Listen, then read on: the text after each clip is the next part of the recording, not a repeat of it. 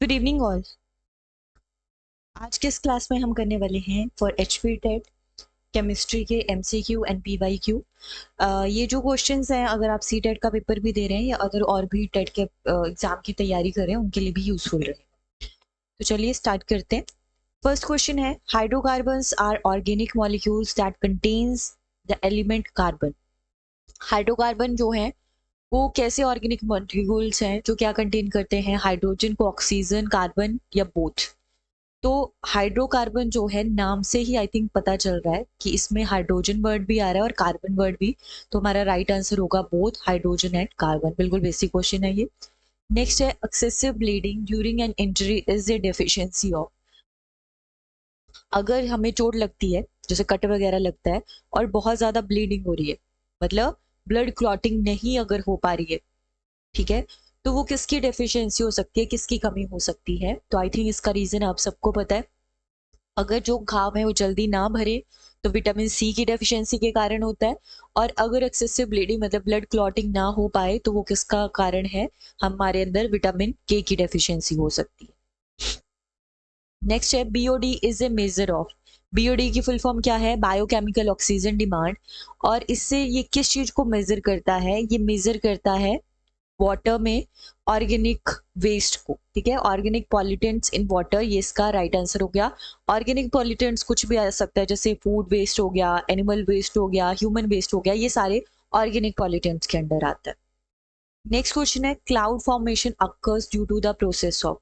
Cloud formation जो है वो किसकी वजह से होता है, इवेपोरेशन, कंडेंसेशन, ट्रांसपिरेशन या ऑल ऑफ द अबव। तो देखते हैं, जैसे अगर हम क्लाउड फॉर्मेशन की बात करें तो इसमें चीजें कैसे वर्क करती हैं। पहले कंडक्शन होगा, कन्वेक्शन होगा, देन कंडेंसेशन होगा। ये जो है ये सारे ही एक तरीके से क्या चीजें हैं, इन सब की, ये सारे मतलब हम बोल सकते हैं डिफरेंट तरीके हैं, डिफरेंट वेज हैं जिनके थ्रू हीट ट्रांसफर होती है बिटवीन ऑब्जेक्ट्स। ठीक है, तो अब इसमें एक टर्म ट्रांसपिरेशन भी था। ट्रांसपिरेशन में क्या होगा, जो वाटर वेपर है वो लीफ पोर्स के थ्रू क्या करते हैं, एटमॉस्फेयर एयर में चले जाते हैं और अल्टीमेटली वो भी कारण किसका बनते हैं, क्लाउड फॉर्मेशन का कारण बनते हैं। तो इसीलिए हमारा जो राइट आंसर है वो हो जाएगा ऑल ऑफ द अबव। ठीक है, तीनों ही हमारे करेक्ट आंसर होंगे। इवेपोरेशन हो गया, जैसे पहले कंडक्शन हो रहा है, कन्वेक्शन हो रहा है, कंडेंसेशन हो रहा है ना, इवेपोरेशन हो रहा है। ये सब कुछ तो वाटर साइकिल में हमें क्लियरली दिखता ही है, क्लाउड फॉर्मेशन की साइकिल में। और इसके अलावा ट्रांसपिरेशन, ट्रांसपिरेशन भी क्या है, कारण बनता है क्लाउड फॉर्मेशन का। तो राइट आंसर हमारा ऑल ऑफ द अबव ही है। नेक्स्ट है, which of the following oxide can act as both reducing and oxidising agent. अब ये जो रिड्यूसिंग या ऑक्सीडाइजिंग एजेंट है, ये होते क्या है। रिड्यूसिंग एजेंट एक ऐसे सब्सटेंस को बोला जाता है जो कॉज करता है रिडक्शन। कैसे, बाय लूजिंग इलेक्ट्रॉन्स। इसका मतलब ये हो गया कि रिड्यूसिंग एजेंट खुद जो है वो ऑक्सीडाइज हो जाता है। और जो ऑक्सीडाइजिंग एजेंट है वो क्या होते हैं, वो कॉज करते हैं ऑक्सीडेशन को बाय एक्सेप्टिंग इलेक्ट्रॉन्स। कैसे, देखते हैं एक बार। ठीक है, जैसे एग्जाम्पल है, यहाँ पे मैग्नीशियम और कॉपर का एग्जाम्पल लिया हुआ है। मैग्नीशियम जो है एक रिड्यूसिंग एजेंट की तरह काम कर रहा है और जो कॉपर है वो एक ऑक्सीडाइजिंग एजेंट की तरह काम करता है। ठीक है, हमने बोला जो रिड्यूसिंग एजेंट होते हैं वो क्या करते हैं, इलेक्ट्रॉन्स को लूज करते हैं, और जो ऑक्सीडाइजिंग एजेंट होते हैं वो इलेक्ट्रॉन्स को एक्सेप्ट करते हैं। ठीक है, ओके। तो यहाँ पे जो मैग्नीशियम है वो किसका काम कर रहा है, ये काम कर रहा है एक रिड्यूसिंग एजेंट का, क्योंकि ये खुद क्या हो जाता है, ऑक्सीडाइज हो रहा है यहाँ पे। ठीक है, और मतलब ये क्या करता है, ऑक्सीडाइज होने का मतलब क्या हो गया, या फिर रिड्यूसिंग एजेंट होने का मतलब क्या हो गया, ये क्या कर रहा है, इलेक्ट्रॉन्स को लूज करता है। ठीक है, और जो हमारा कॉपर है वो ऑक्सीडाइजिंग एजेंट है, मतलब खुद रिड्यूस हो जाता है। तो इसका मतलब हो गया ये क्या करता है, एक्सेप्ट करता है इलेक्ट्रॉन्स। ठीक है, तो ऊपर वाले जो हमारे पास ऑप्शंस थे, उन ऑप्शंस के अकॉर्डिंग राइट आंसर हमारा क्या हो जाएगा, यहाँ पे नाइट्रिक ऑक्साइड जो है वो बोथ रिड्यूसिंग और ऑक्सीडाइजिंग एजेंट की तरह काम करता है। ठीक है, नेक्स्ट क्वेश्चन है, teeth decay starts at pH value of mouth. ये जो टीथ डिके है ये कब स्टार्ट होता है? तो 7 पे तो न्यूट्रल है, उसके नीचे अगर आ जाता है स्केल तो हम बोलते हैं एसिडिक है चीजें, और उसके ऊपर बेसिक मानी जाती है। तो हमारे माउथ माउथ जो है वो वैसे तो हमारा स्लाइवा जो है वो एसिडिक होता है, बट अगर माउथ में बहुत ज़्यादा एसिड जमा हो जाए तो जो टूथ हैं वो हमारे डिके करना मतलब खराब होना स्टार्ट होते हैं। और ये कब होते हैं? 5.5 पे। ठीक है, यहाँ से स्टार्ट होना मतलब डिके होना स्टार्ट हो जाते हैं। इसीलिए जब भी हम कुछ खाते हैं, वैसे तो हमें एसिडिक बहुत एसिडिक फूड को अवॉइड करना चाहिए, और अगर खाते भी हैं तो ब्रश वगैरह करना चाहिए, जिससे कि ये प्रॉब्लम ना आ पाए, माउथ बहुत ज़्यादा एसिडिक ना हो जाए।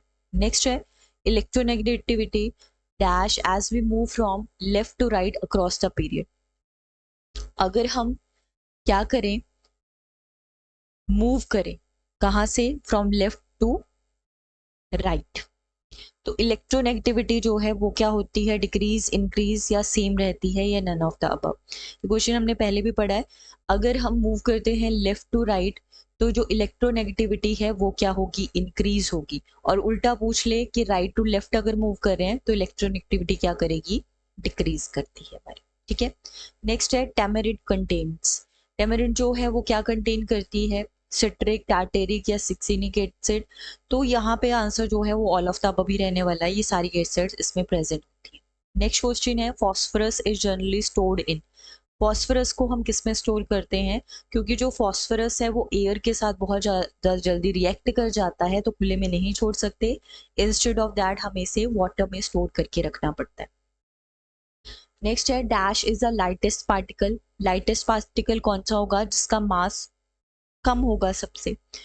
तो यहाँ पे जो बीटा पार्टिकल्स हैं उनका मास बाकी पार्टिकल्स के कंपैरिजन में, ये ए नहीं अल्फा है यहाँ पे, बीटा पार्टिकल्स का जो मास है वो बाकियों के कंपैरिजन में कम है, क्योंकि बीटा पार्टिकल का जो मास है वो किसके बराबर होता है? इलेक्ट्रॉन्स के मास के बराबर। ठीक है, और इलेक्ट्रॉन का मास जो है वो कितना होगा? 9.1 इंटू 10⁻⁻31। ठीक है, तो इसे क्या कहा जाएगा? लाइटेस्ट पार्टिकल है। जबकि अगर प्रोटॉन के बारे में बात करें, प्रोटॉन का जो मास है वो कितना होगा? 1.67 इंटू 10⁻⁻27। ठीक है, 27 में है वो कितने में है? -31 में। ठीक है, तो सबसे लाइटेस्ट जो पार्टिकल हैं वो कौन से हैं? हमारे बीटा पार्टिकल्स हैं। नेक्स्ट है, for making an electromagnet the best material to be used is. Electromagnet बनाने के लिए बेस्ट मटेरियल कौन सा यूज किया जाता है? हमें सॉफ्ट आयरन का यूज करना चाहिए, क्योंकि इसकी अलग अलग करेक्टरिस्टिक्स की वजह से इसका हम यूज किसके लिए करते हैं? इलेक्ट्रोमैग्नेट बनाने के लिए इसका यूज कर लेते हैं। ठीक है, मैग्नेटिज्म, डीमैग्नेटिज्म, ये सारी प्रॉपर्टीज इसके अंदर होती हैं। नेक्स्ट क्वेश्चन है, which of the following force is needed to pick up your school bag. School bag को हमारी मसल टच करती है, मतलब हम कौन सी फोर्स का यूज करते हैं? मस्कुलर फोर्स का यूज करते हैं। ये मस्कुलर फोर्स ही है जो एक कॉन्टैक्ट फोर्स है। बाकी ये सारी जो फोर्सेस दे रखी हैं, जैसे मैग्नेट के बीच में जो फोर्स होगी मैग्नेटिक फोर्स होगी, चार्जेस के बीच में इलेक्ट्रोस्टैटिक फोर्स होगी, अर्थ के बीच में और बाकी ऑब्जेक्ट्स के बीच में जो फोर्स है वो ग्रेविटेशनल फोर्स है। ये सारी नॉन कॉन्टैक्ट फोर्सेज हैं। यहाँ पे हम एक दूसरे की बॉडीज को एक दूसरे के कॉन्टैक्ट में आने की जरूरत नहीं है, जबकि मस्कुलर फोर्स में दो बॉडीज को एक दूसरे के साथ कॉन्टैक्ट में आने की जरूरत पड़ती है। नेक्स्ट है, which of the following statement is not correct about trends when we move from left to right across the periodic table? False, गलत वाली स्टेटमेंट बतानी है। इन्होंने बोला जब हम क्या करते हैं एक पीरियोडिक टेबल में लेफ्ट से राइट की तरफ मूव करते हैं तो क्या गलत चीज है यहाँ पे? एक तो हमने पढ़ा था कि इलेक्ट्रोनेगेटिविटी के बारे में, इलेक्ट्रोनेगेटिविटी क्या करती है? इंक्रीज करती है। डाउन द ग्रुप वो डिक्रीज करती है, और अक्रॉस द पीरियड वो क्या करती है? इंक्रीज करती है। और अब यहाँ पे इन्होंने अलग अलग जो है ऑप्शंस दे रखी हैं। ठीक है, तो atom will easily loose electron जैसे हम मूव करेंगे अक्रॉस द पीरियड। नहीं, ये गलत चीज है। यहाँ पे एटम जो है वो इजिली इलेक्ट्रॉन्स को लूज नहीं कर पाते हैं। ठीक है, तो यहाँ पे इन्होंने बोला विल इजिली लूज, इसका मतलब यहाँ पे होना चाहिए नॉट इजिली लूज, तब ये करेक्ट स्टेटमेंट होती है। बाकी सारी स्टेटमेंट सही है। Size of the item decrease होता है, oxide of element becomes more acidic, metallic character of element, है ना, ये सब कुछ सही है। बस गलत है एक ही चीज, कि एटम जो हैं वो लूज करेंगे इलेक्ट्रॉन्स को इजिली, ऐसा नहीं होता है। ठीक है, नेक्स्ट क्वेश्चन है dash is stored in water, ये सेमी क्वेश्चन है, वाइट दे रखा है बस इन्होंने, वाइट फॉस्फोरस इसका राइट आंसर आ जाएगा। आज के लास्ट क्वेश्चन है which among the following metals is the lightest, lightest कौन सी होंगी जिनका डेंसिटी कम होगा, और इन सब की डेंसिटीज के बारे में अगर हम बात करें, याद रखनी है कुछ चीजें आपको ऐसी याद रखनी पड़ेंगी।